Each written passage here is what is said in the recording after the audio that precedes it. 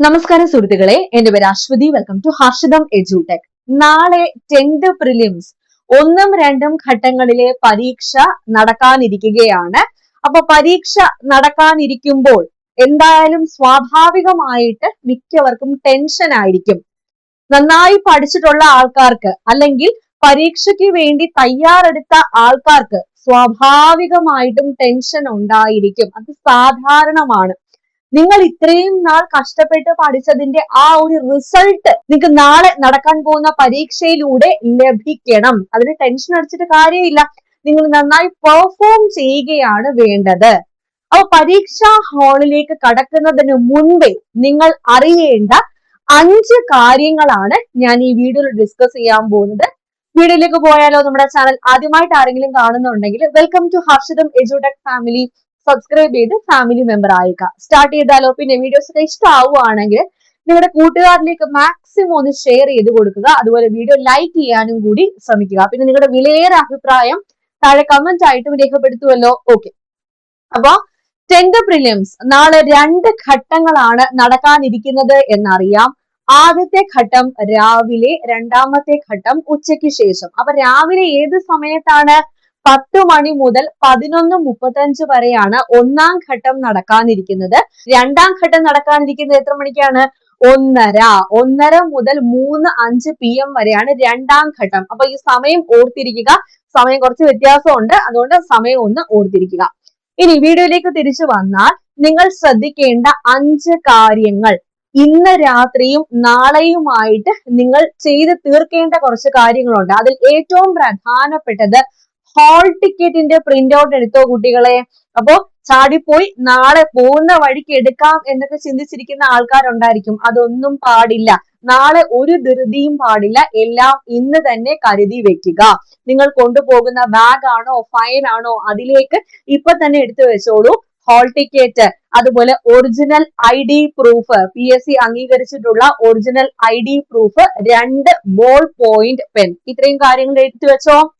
എടുത്തു വെച്ചില്ലെങ്കിൽ ഇപ്പോൾ തന്നെ എടുത്തു വെക്കുക.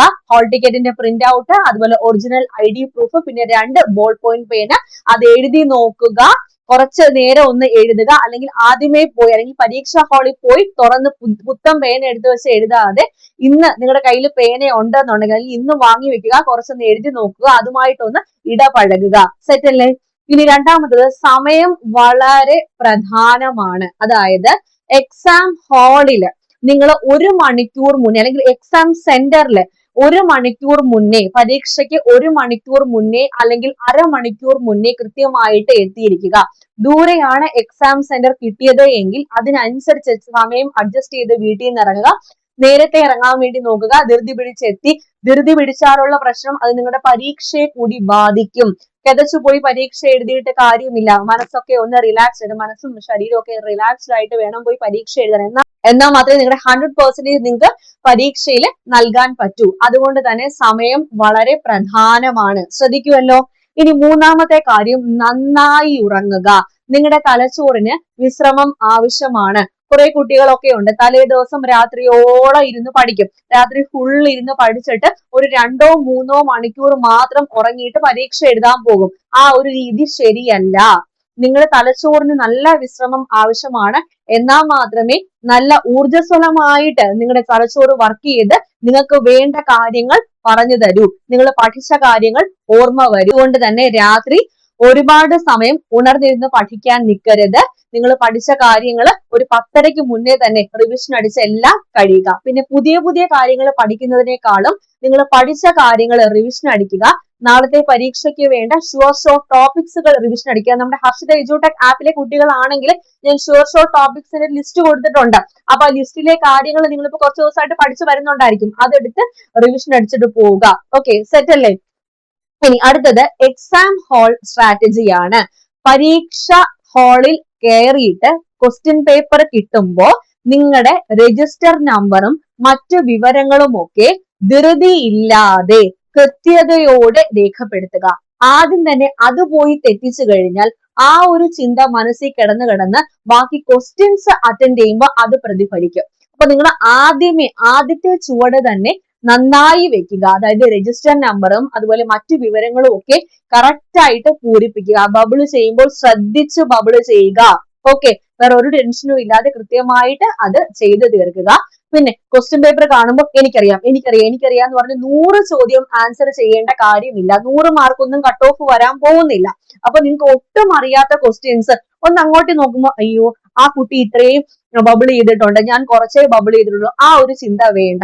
നിങ്ങൾ എത്രത്തോളം പഠിച്ചു, നിങ്ങൾക്ക് എത്രത്തോളം അറിയാം എന്നുള്ളത് അവിടെ കാണിച്ചാൽ മതി. അവിടെ ആ ഒരു 50-50 ചാൻസ് എടുക്കുന്ന ആ ഒരു രീതി, അല്ലെങ്കിൽ കൂടുതൽ നെഗറ്റീവ് മാർക്ക് വരുത്തി വെക്കുന്ന രീതി നിങ്ങൾ കാണിക്കരുത്. നിങ്ങൾക്ക് ഉറപ്പുള്ള ചോദ്യം വേണം നിങ്ങൾ മാർക്ക് ചെയ്യാൻ. നെഗറ്റീവ് മാർക്ക് കഴിവതും ഒഴിവാക്കുക. നെഗറ്റീവ് മാർക്ക് ഒഴിവാക്കിയാൽ തന്നെ നിങ്ങൾക്ക് കിട്ടുന്ന മാർക്ക് കൊണ്ട് നിങ്ങൾക്ക് കട്ട് ഓഫ് കടന്നു പോകാൻ പറ്റും. അല്ലാതെ ഉള്ളതും പോയി നെഗറ്റീവും പോയി അവസാനം ഒരു 10-20 മാർക്ക് കാണും ബാക്കി. ആ ഒരു രീതി വരരുതേ. ഓക്കെ, അപ്പൊ നെഗറ്റീവ് കൃത്യമായിട്ടും ഒഴിവാക്കുക. ധൃതി പിടിക്കാതെ ആൻസർ ചെയ്യാൻ വേണ്ടിയിട്ട് ശ്രമിക്കുക. ആത്മവിശ്വാസത്തോടു കൂടി പരീക്ഷ എഴുതുക.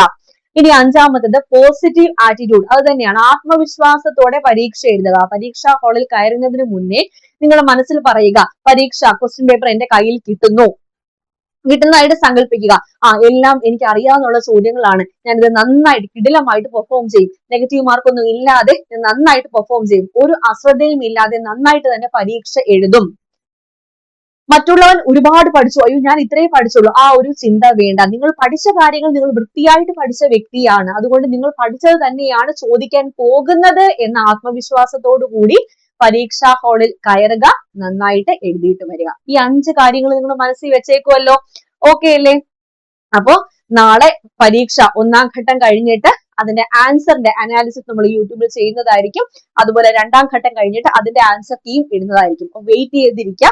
പിന്നെ എക്സാം കഴിഞ്ഞിട്ട് ആൻസർ കീ ഒക്കെ ഇടുമ്പോൾ അല്ലാതെ തന്നെ നിങ്ങൾക്ക് വാട്സാപ്പിലൊക്കെ മെസ്സേജ് അയച്ചോളൂ, എങ്ങനെ ഉണ്ടായിരുന്നു എന്ന് പറയുക. അപ്പൊ നമുക്ക് അതനുസരിച്ച് മുന്നോട്ട് പോകാനുള്ള സ്ട്രാറ്റജീസ് ബിൽഡ് ചെയ്യാം. റിലേറ്റഡ് ഫാക്ട്സും ബാക്കി കാര്യങ്ങളൊക്കെ നോക്കാം. സെറ്റ് അല്ലേ? അപ്പൊ നമ്മുടെ ഹർഷിതം എഡ്യൂടെക് ആപ്പില് എല്ലാ സപ്പോർട്ടും നിങ്ങൾക്കുണ്ട്. പുതിയ LDC ബാച്ച് ഉടനെ തന്നെ തുടങ്ങുകയാണ്. അഡ്മിഷൻ തുടർന്നുകൊണ്ടിരിക്കുകയാണ്. കുറച്ച് സീറ്റും കൂടെ ബാക്കിയുള്ളൂ. സീറ്റ്സ് ഇങ്ങനെ ഫിൽ ആയിക്കൊണ്ടിരിക്കുന്നു.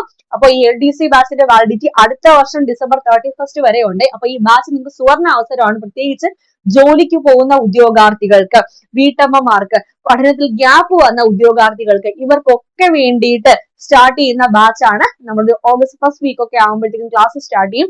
അഡ്മിഷൻ തുടർന്നുകൊണ്ടേ ഇരിക്കുകയാണ്. നമ്മുടെ ആപ്പിൽ ജോയിൻ ചെയ്യാൻ താല്പര്യമുള്ളവർക്ക് ഫസ്റ്റ് കമന്റ് ഒന്ന് ചെക്ക് ചെയ്ത് കഴിഞ്ഞാൽ കൂടുതൽ ഡീറ്റെയിൽസ് കിട്ടുന്നതായിരിക്കും.